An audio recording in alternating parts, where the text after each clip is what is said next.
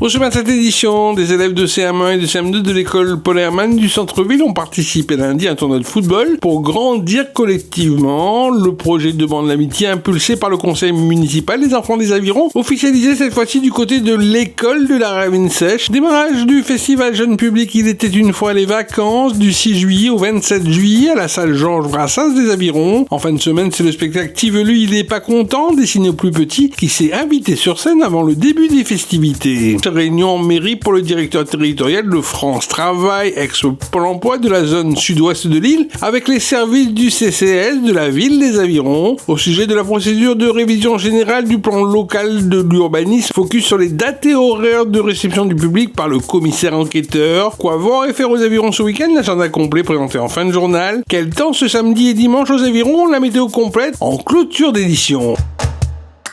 En début de semaine en centre-ville, alors que les phases finales de l'Euro de football 2024 se jouent en Allemagne, les élèves de cours moyen 1 et 2 de l'école primaire Paul Hermann ont investi le terrain du centre-ville pour un tournoi de football. À l'initiative du projet, un enseignant qui souhaite voir les enfants grandir collectivement en pratiquant du sport. Le sport est ainsi un formidable vecteur d'éducation et tient une place prépondérante dans la construction de l'enfant. Je pense qu'au-delà du jeu et du sport, le football, on sait que c'est le sport le plus populaire, d'accord ? Je sais qu'il y a un engouement particulier chez tous les enfants de l'école.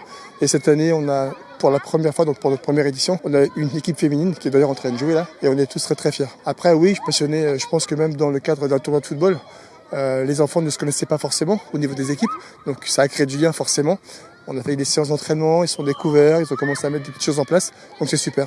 En tout cas, ils sont tous contents d'être là et je pense que rien que pour ça, c'est une réussite. Vous dites c'est la première édition, ouais. C'est quelque chose qui va se renouveler dans le temps. Et je reprends mes propos du départ. Vous êtes passionné et vous avez su mobiliser autour de vous, puisqu'on voit des personnes de la mairie, le président du club de l'OCA. Vous êtes un enseignant qui laisse pas insensible, on dirait. Bah écoutez, tant mieux. Mais en fait, c'est vrai que tout seul, on ne peut rien faire. Et donc, je remercie vraiment tous nos partenaires. Alors, la mairie, je leur dis un gros merci. Son personnel sur place, le personnel avec qui j'étais en relation pour planifier tout ça, donc Madame Waro, Madame Mouguet, merci beaucoup. Et donc voilà, je peux compter vraiment sur une super équipe de passionnés aussi, donc forcément ça aide. Et puis il y a un bon courant qui passe, autant aussi avec tous les collègues de l'école, le directeur, les collègues volontaires. Cet après-midi il y en aura encore d'autres. Mais voilà, c'est une équipe aussi derrière tout ça et c'est super. Vincent Roll, bonjour. C'est important pour toi en tant que président de l'OCA, de l'Olympique Club des Avirons, d'être présent. C'est la passion du foot qui t'amène là ou c'est peut-être pour opérer quelques joueurs? Je viens là plus par amitié par David parce qu'il a fait appel à moi. David Morin par rapport à ça, il a fait appel à moi pour cette petite journée avec les enfants. Et comme j'ai beaucoup de licenciés qui participent, je me suis dit pourquoi pas venir donner un petit coup de main. Parce que c'est pas mal ce qu'il fait par rapport aux élèves, parce que les élèves l'adorent. Il a ce côté pédagogie, mais il a aussi ce côté amener l'enfant à réussir par peut-être d'autres biais. Le sport, notamment le football, c'est un vecteur de réussite, non? Oui, David a une pédagogie avec les enfants qui est extraordinaire. Donc tout le monde veut David, parle que David. Et aujourd'hui, ce qu'il a fait, franchement, chapeau David.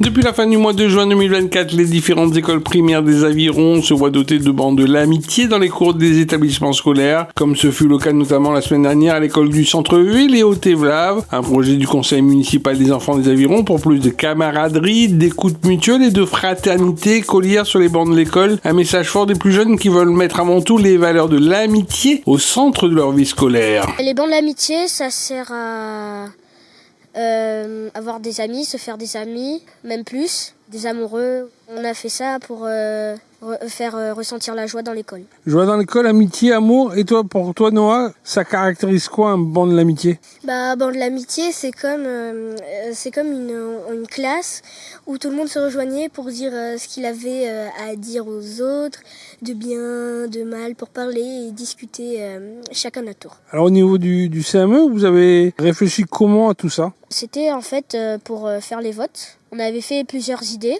et les CM2, donc sa classe, ils ont trouvé des idées.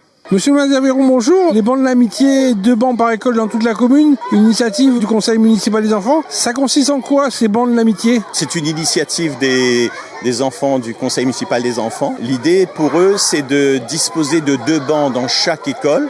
Et ces 2 bancs qui sont bien identifiés avec des phrases qui est lié à l'amitié. Et donc ces bancs sont bien identifiés et quand quelqu'un qui se retrouve seul, un peu isolé, souvent il va se mettre sur ce banc-là et aussitôt converge vers lui d'autres enfants qui ne veulent pas qu'il soit tout seul. Donc c'est vraiment l'amitié, c'est mettre en avant, c'est aussi donc la camaraderie, c'est refuser l'isolement de l'individu. C'est vraiment une véritable école inclusive. À partir d'une idée très simple, ils arrivent à faire quelque chose un peu de révolutionnaire. Ça coûte rien de mettre 2 bancs dans l'école. Ça, c'est leur idée. Et franchement, je pense à ces enfants qui parfois s'isolent. Et ben là, il n'y a plus d'isolement possible. Ils forment qu'un dans l'école.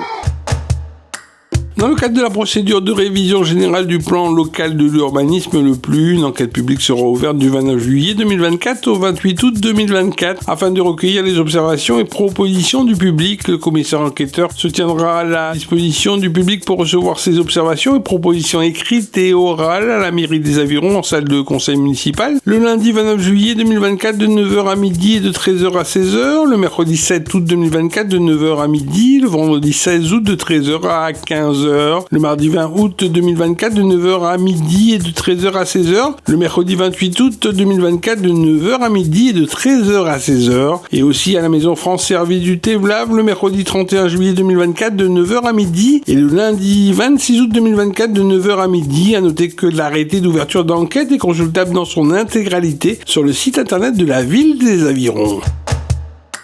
Le plan local de l'urbanisme regroupe l'ensemble des différents documents d'urbanisme visant à assurer le développement urbain d'une ville. En effet, c'est un outil de référence en matière d'aménagement et de territoire pour le renouvellement urbain. Ainsi, il est considéré comme un document stratégique dans la gestion de l'espace urbain et rural, conformément à l'article L151 du Code de l'urbanisme. Le PLU encadre le développement urbain dans le respect de l'environnement et des exigences de développement durable. L'élaboration du PLU est strictement encadrée par le droit de l'urbanisme. Il est le fruit d'une volonté politique de faire évoluer ce document, soit parce qu'il est vieillissant, parce que sa mise en compatibilité n'est pas possible avec les nouvelles orientations de la ville. Le PLU, par son règlement, divise le territoire en plusieurs zones, chacune avec des règles spécifiques. Il comprend des zones urbaines, des zones urbanisées, mais aussi des zones agricoles et des zones naturelles et forestières. Le plan local d'urbanisme est ainsi indissociable du permis de construire et de la déclaration de préalables travaux.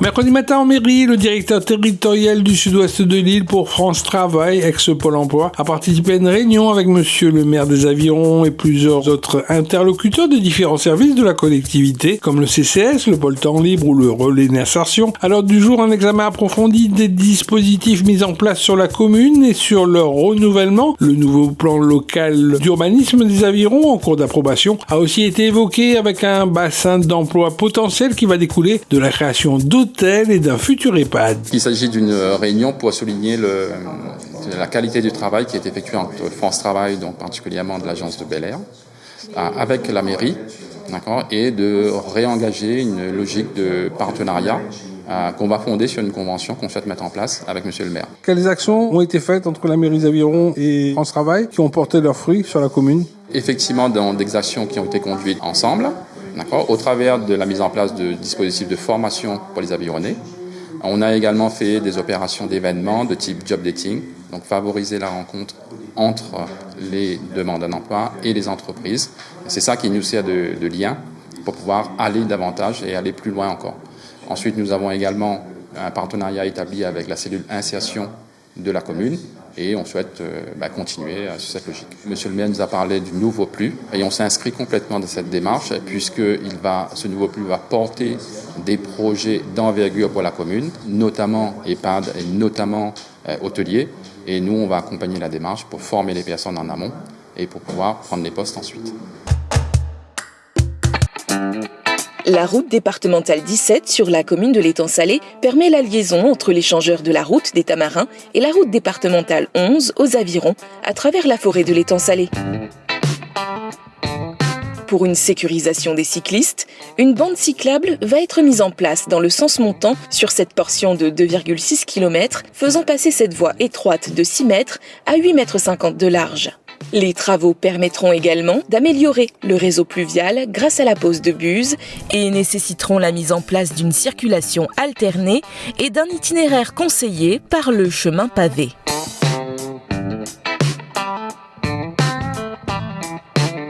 certains arbres trop proches de la route seront retirés pour avoir la largeur nécessaire, essentiellement des bois noirs, tamariniers ou faux poivriers.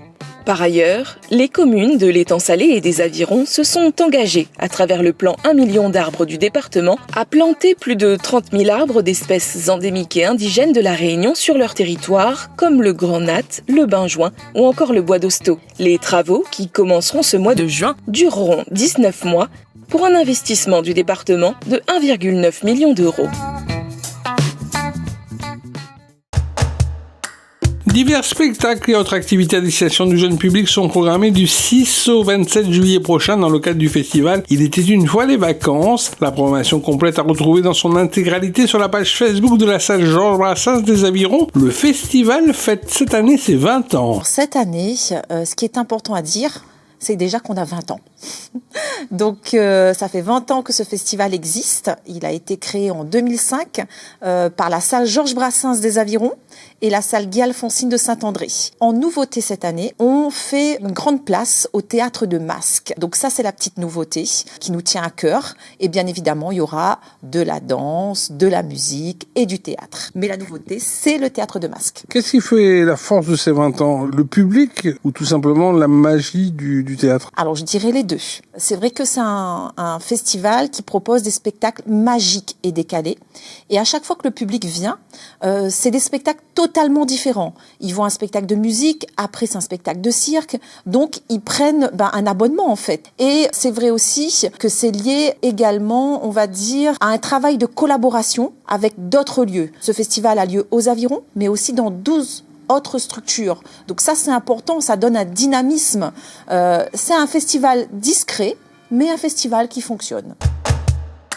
Tout juste avant le début du festival, il était une fois les vacances programmées du 6 au 27 juillet prochain. La salle Georges Brassens des Avirons a étoffé son offre artistique et culturelle à destination des tout-petits avec plusieurs représentations. En fin de semaine, du spectacle Tivelu, il est pas content. Ce spectacle s'appuie notamment sur la découverte des 6 émotions de base pour un biboun avec une histoire qui se termine par un pogo kalunch. Nous, Stroke Ben Compagnie, qui est la compagnie de théâtre de rue depuis, on a 18 ans à La Réunion. Du coup, c'est ce qu'on essaye de défendre, c'est théâtre dans le chemin, donc théâtre de rue. Mais le théâtre de rue peut se passer aussi à l'intérieur, parce que en fait, le but du jeu, c'est d'être heureux, et 2, c'est de pouvoir parler aux gens. Donc tous mes spectacles, tous nos spectacles sont de la même forme. C'est-à-dire, je m'adresse aux gens, et du coup, il y a la part belle à l'improvisation. Et dans ce spectacle, Tivelu est pas content. Je voulais faire un spectacle de rue rock and roll, donc avec des musiques rock, etc. Où ce personnage, Monsieur Hansab, qui gratte un petit peu de la guitare électrique, qui fait découvrir du coup le son électrique à des enfants de 3 mois à 3 ans, et d'intérieur aussi, et du coup sur les 6 émotions de base en fait. C'est un spectacle, je dirais, moderne, avec un message moderne, dire que les émotions, ça, c'est la vie, comme vous le disiez dans le spectacle. Et vous pensez que les enfants comprennent tout ça ? Alors oui. Alors après, ils comprennent pas forcément intellectuellement, j'ai envie de dire, non pas parce qu'ils sont bêtes, mais parce qu'ils se construisent. Mais ils ressentent ça. Et je trouve que c'est bien de voir justement un spectacle où on parle de ça, parce que c'est pas évident de parler des émotions. Et du coup, le fait d'en parler, de voir un personnage rock'n'roll avec des bagouzes à tête de mort qui dit en fait les émotions ça va, c'est cool. Au spectacle, on finit quasiment en boîte de nuit avec des calinouches, comme on dit. Le kalunch, en fait, c'est chez les bibounes. Au pays des bibounes, le kalunch, c'est un gros câlin. La ville des Avirons est heureuse de vous annoncer que les inscriptions au concours Miss Aviron sont ouvertes. Plus qu'une simple compétition de beauté, cette manifestation est une véritable célébration des femmes avironnaises, de leur charme et de leur personnalité. Plusieurs recommandations sont demandées pour participer au concours. Pour plus de renseignements, vous devez contacter le service culturel au 02 62 38 13 40. Le CCAS de la ville des Avirons est heureux de vous annoncer que le concours de Miss Mamie est de retour et avec une nouveauté cette année, l'élection de Mister Papy. Cet événement convivial et chaleureux est l'occasion de rendre hommage à nos aînés. Alors, si vous résidez aux Avirons, que vous avez au moins 60 ans et que vous êtes grands-parents, n'hésitez pas et inscrivez-vous dès maintenant au 06 92 79 40 75. Et en hommage à Kaya, dans le cadre de la clôture de la fête de la musique 2024 aux Avirons, la médiathèque Jean-Bernard propose le concert acoustique de Nagaï, chanteuse réunionnaise de reggae. L'événement musical est programmé le mercredi 10 juillet 2024 à 18h à la médiathèque des Avirons. Un concert gratuit sur réservation au 0262 26 00 36. À la page football, l'Océan, championnat de division 2 régional, ne présente toujours aucune victoire à son compteur. Défait en milieu de semaine en match en retard, les joueurs de l'Olympique Club des Avirons seront opposés demain samedi 6 juillet aux joueurs du FC Bagatelle de Sainte-Suzanne. Le coup d'envoi du match sera donné à 20h sur la pelouse du stade de Polo Brabant.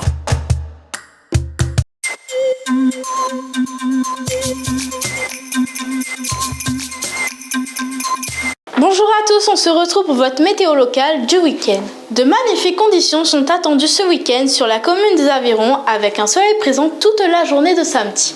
Les températures maximales tourneront autour de 24 degrés et ce dimanche ce sont exactement les mêmes conditions qui sont attendues avec une légère hausse des températures qui atteindront les 25 degrés. N'oubliez pas le traditionnel marché forain de la ville des Avirons prévu sur le parvis de la mairie ce samedi, à partir de 6h jusqu'à midi. La France joue ce soir contre le Portugal dans le cadre de l'Euro 2024 en Allemagne. Nous leur souhaitons bon match. Allez les Bleus! Bon week-end à vous! Ville les Avirons, vers un territoire durable.